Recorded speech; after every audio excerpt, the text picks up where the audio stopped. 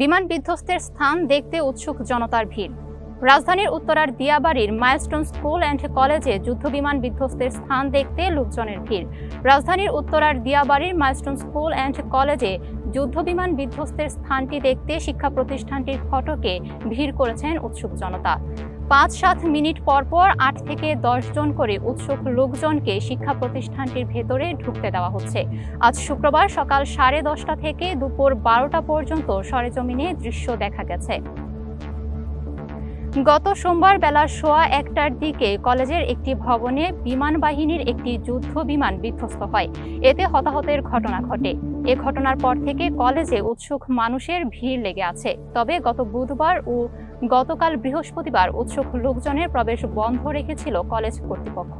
ফলে উৎসুক লোকজন কলেজের প্রধান ফটকের সামনে দাঁড়িয়েছিল। গণমাধ্যম কর্মীদেরও প্রবেশ করতে দেওয়া হয়নি।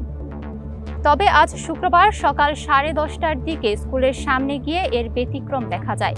কলেজের প্রধান ফটকে থাকা নিরাপত্তা রক্ষীরা উৎসুক লোকজনকে ভেতরে ঢুকতে দিচ্ছিলেন। তবে গণমাধ্যম কর্মীদের আজও কলেজের ভেতরে প্রবেশ করতে দেওয়া হয়নি। এতক্ষণ বার্তা বৈঠকের সাথে থাকার জন্য ধন্যবাদ।